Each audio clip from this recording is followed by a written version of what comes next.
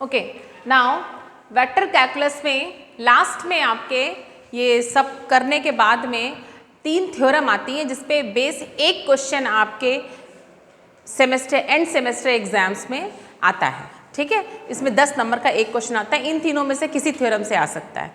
इन theorem के proofs आपके syllabus में नहीं है। ठीक है, it is mention in syllabus. इनके प्रूफ्स आपके नहीं हैं सिलेबस में। कोई कमेंट सेक्शन में अगर पूछना चाहे तो हम इसके प्रूफ बता सकते हैं। इनके स्टेटमेंट्स जो लिखे हुए हैं वो बाय हार्ट आप लर्न कर लीजिए। मैं आपकी लर्न करने में मदद कर सकती हूँ। पहली थ्योरम है गॉस डाइवर्जेंस थ्योरम, दूसरी है स्टोक्स थ्योरम, तीसरी है Green's theorem. Gauss divergence theorem क्या बता रही है कि सरफेस इंटीग्रल को वॉल्यूम इंटीग्रल में चेंज कर सकते हैं। स्टोक्स थ्योरम क्या बता रही है, लाइन इंटीग्रल को सरफेस इंटीग्रल में चेंज कर सकते हैं। ऐसे ग्रीन थ्योरम सिंपल एप्लीकेशन है, इसको हम ये भी कह सकते हैं। सबसे पहले हम फोकस करेंगे कि गॉस डाइवर्जेंस थ्योरम में। ठीक है, तो सबसे पहले हम इसका आपको एक क्वेश्चन कराएंगे, देन हम इसका कराएंगे, देन हम इसका कराएंगे। तीनों के प्रूफ्स हम नहीं करा रहे हैं क्योंकि सिलेबस में आपके प्रूफ्स नहीं है। तो सबसे पहले आप लोग स्टेटमेंट लिख लीजिए। तो स्टेटमेंट क्या है गॉस डाइवर्जेंस थ्योरम का कि f जिसका जो हमने फंक्शन लिया हुआ है वेक्टर फंक्शन है, डॉट प्रोडक्ट n कैप से। n कैप क्या है, जो भी सरफेस होगी उसके आउटवर्ड नॉर्मल सरफेस होगा, नॉर्मल वेक्टर होगा, क्या n कैप होगा। ठीक, s is the closed surface, s जो है वो हमारी क्लोज सरफेस होगी। इसको हम लिख सकते हैं triple integral divergence of f में। ठीक, डाइवर्जेंस ऑफ f में मतलब कि हम अगर हमको ये निकालना है और हमको इजी ये पढ़ना है तो वी कैन यूज दिस कि डाइवर्जेंस निकाल लिया हमने और उसका हम 3 बार इंटीग्रल कर दें।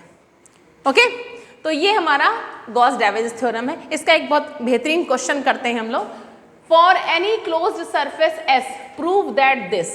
तो हमको ये प्रूफ करना है। तो जरा ध्यान दीजिए, जैसे ही आपका ये लिखा होगा तो आपके दिमाग में तुरंत आ जाना चाहिए कि ये तो कुछ डाइवर्जेंस थ्योरम की हेल्प से हम कर सकते हैं। तो देखिए यहाँ कर्ल f जो है वो एक तरह से वेक्टर f का काम कर रहा है, तो इसको हम क्या लिख सकते हैं, ट्रिपल इंटीग्रल डाइवर्जेंस ऑफ क्या, कर्ल ऑफ f, एग्री, और dv।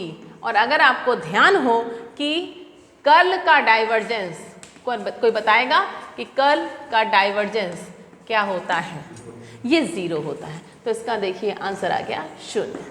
तो देखिए एक सिंपल से एप्लीकेशन से, डाइवर्जेंस थ्योरम के एप्लीकेशन से हमने एक चीज प्रूफ कर दी। ओके, नेक्स्ट क्वेश्चन पे आते हैं। ओके, ये क्वेश्चन हमने लिया है यूज डाइवर्जेंस थ्योरम इवैल्यूएट इस इंटीग्रल को, ये s लिखा हुआ है, इस इंटीग्रल को इवैल्यूएट करना है where s is the portion of the plane. ये प्लेन की इक्वेशन है which lies in the first octant. Octant मतलब पॉजिटिव डायरेक्शन में। ठीक है, एक प्लेन है जो कि फर्स्ट ऑक्टेंट में एक कोई सरफेस बना रहा है जिसको हम S सरफेस बोलेंगे। डाइवर्जेंस थ्योरम मतलब गॉस डाइवर्जेंस थ्योरम। अगर डाइवर्जेंस लिखा है मतलब गॉस डाइवर्जेंस थ्योरम। तो हमें ये क्वेश्चन ऐसे नहीं कर देना है, गॉस डाइवर्जेंस की हेल्प से करना है। तो भाई कैसे करेंगे, डाइवर्जेंस थ्योरम होती क्या है, लिख दिया हमने, गॉस डाइवर्जेंस थ्योरम ये होती है।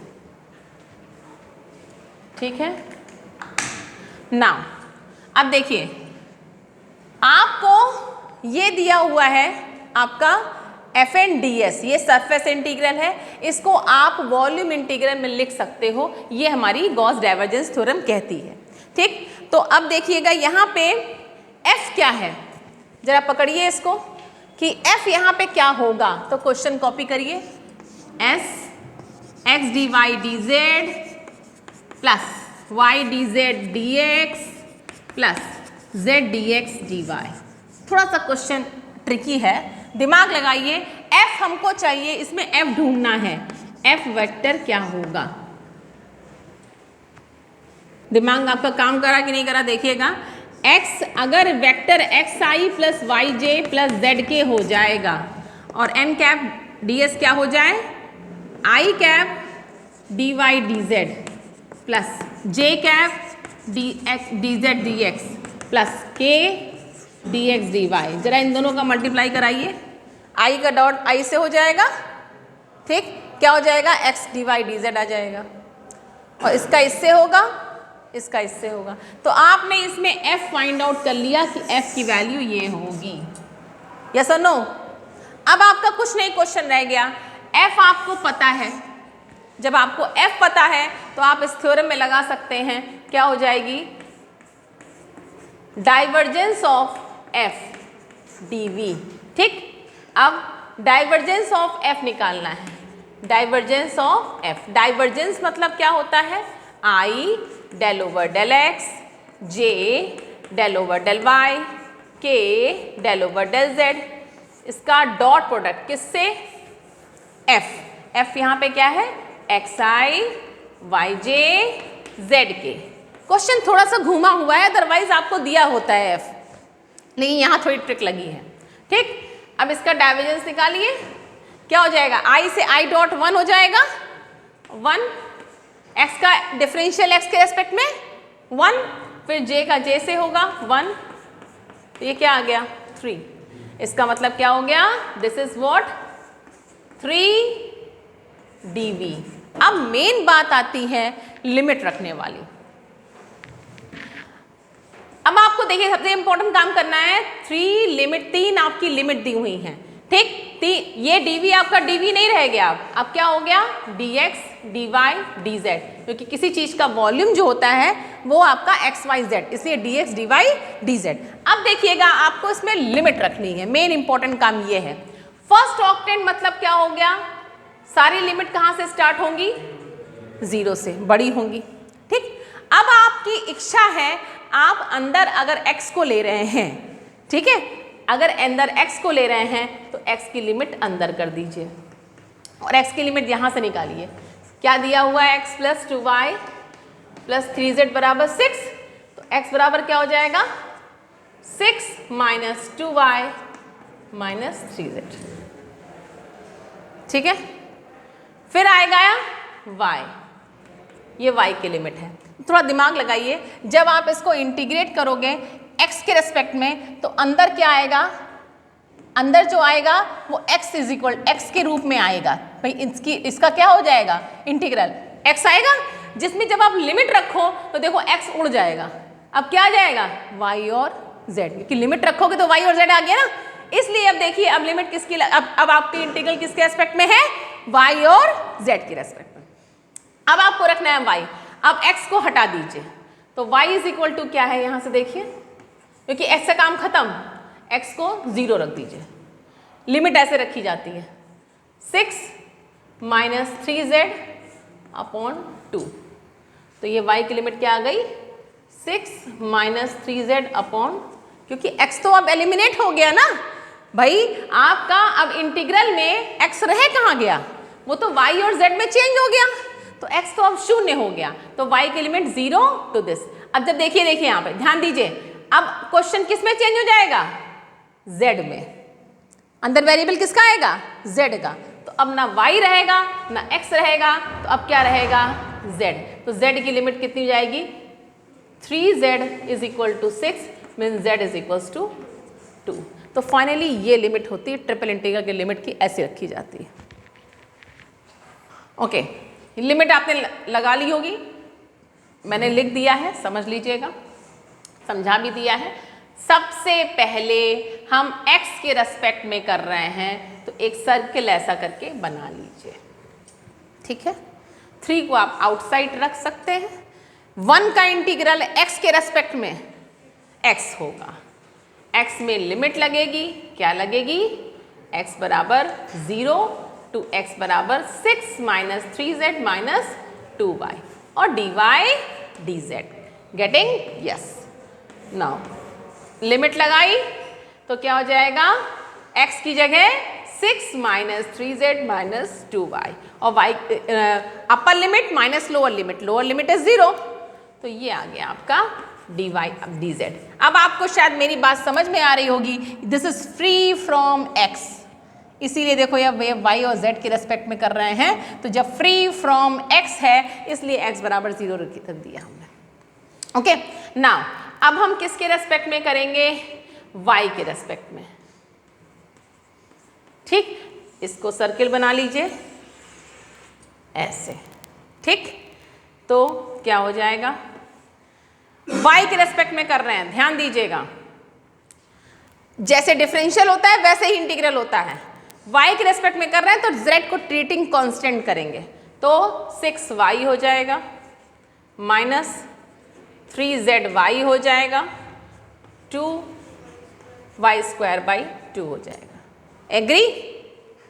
ठीक, और इसमें लिमिट लगा देंगे क्या, y बराबर 0 टू y बराबर 6 माइनस 3z/2। अब किसके रेस्पेक्ट में बचा, z।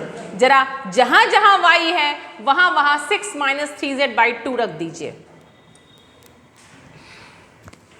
तो आपने जब इसमें y की लिमिट रख दी होगी तो ये पूरा z में आ गया। देन इसका लास्ट में इंटीग्रेशन करना है z बराबर 0 टू z बराबर 2 z के रेस्पेक्ट में, और जब z के रेस्पेक्ट में करेंगे you will get the answer 18। Okay, एक बहुत क्लासिक क्वेश्चन लिया है जिसमें हमें वेरीफाई करना है डाइवर्जेंस थ्योरम को। क्वेश्चन क्या है, verify divergence theorem for f given vector taken over the cube bounded by the planes. मतलब कि एक क्यूब है जो इन प्लेन्स से, प्लेन्स क्या है, ये प्लेन हमने क्यों बोल रहे हैं, plane x y z axis में ये प्लेन है। क्यों, x बराबर 0 कैसा प्लेन है, वाई जेड, x बराबर 1 कैसा है, वाई जेड में x पैरेलल टू 1, तो एक क्यूब ऐसे ही तो बनेगा। ठीक, जिसमें ये x एक्सिस है, ये y एक्सिस है, ये z एक्सिस है। अगर आप ध्यान दें तो इसमें ये जो आपको पूरा प्लेन जो कवर दिख रहा है, ये आपका पहला जो आगे निकल के जो अंदर है देखिए वो इस वाले में है, yz में है, तो उसको हम x बराबर 0 बोलेंगे। जो yz के जस्ट पैरेलल निकल के आया है उसको x बराबर 1 बोलेंगे। ठीक, मतलब कि यहां पे देखिए तो ये पॉइंट क्या होगा, 1 0 0। ठीक, ये पॉइंट क्या होगा, 0 1 0, ये पॉइंट क्या होगा, 0 0 1। आई थिंक क्लियर होगा आपको।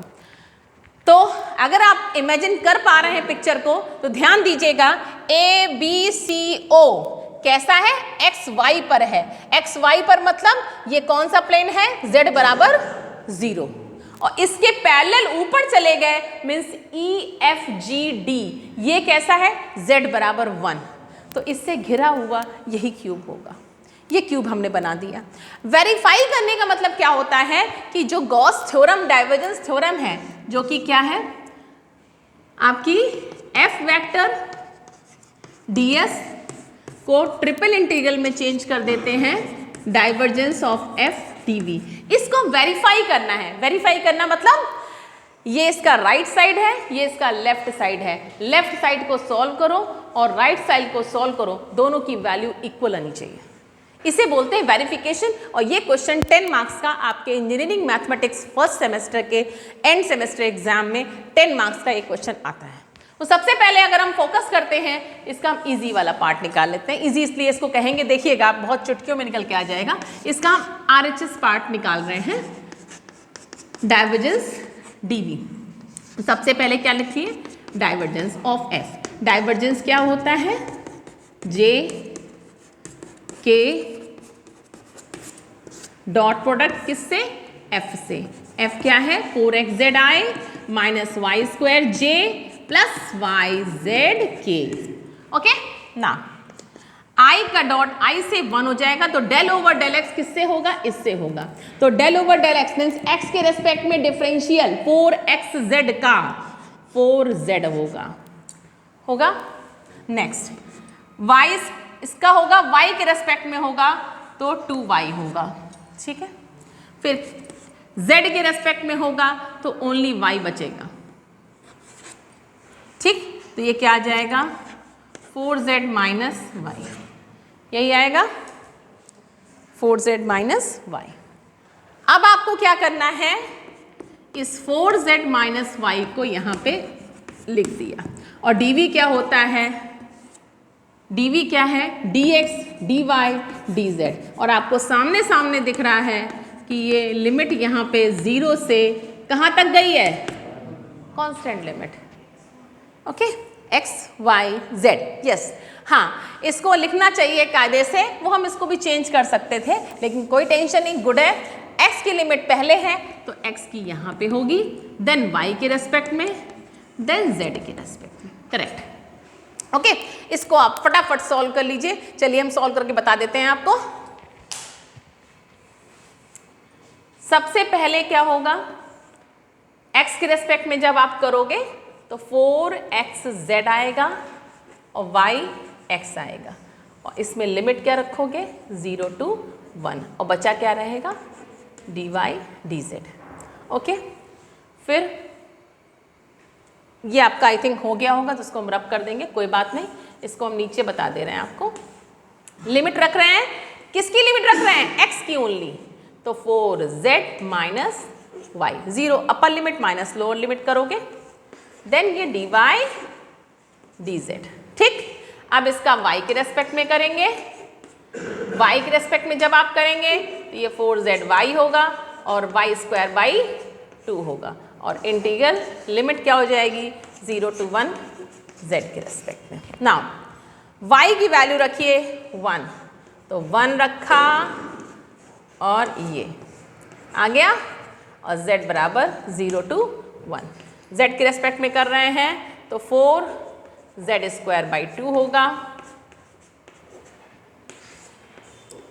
0 to 1, तो कितना आंसर आ जाएगा भाई 2, ये आ जाएगा आपका 2 और माइनस का हाफ। ठीक, तो 4 में से 1 गया, 3/2, 3/2, चेक इट आउट। ओके, तो ये आपका आ गया 3/2, सभी का कैलकुलेशन से आ गया होगा। अब आपने देखिए RHS पार्ट निकाल लिया। क्वेश्चन अगर सिर्फ इतना होता कि इसकी वैल्यू निकालिए तो आप डाइवर्जेंस थ्योरम की हेल्प से इसकी वैल्यू निकाल चुके थे 3/2, बट क्वेश्चन कुछ दूसरा है। क्वेश्चन क्या है, इसको वेरीफाई करना है थ्योरम को, तो हमको इसका LHS पार्ट भी निकालना पड़ेगा। तो LHS पार्ट क्या कह रहा है भाई कि S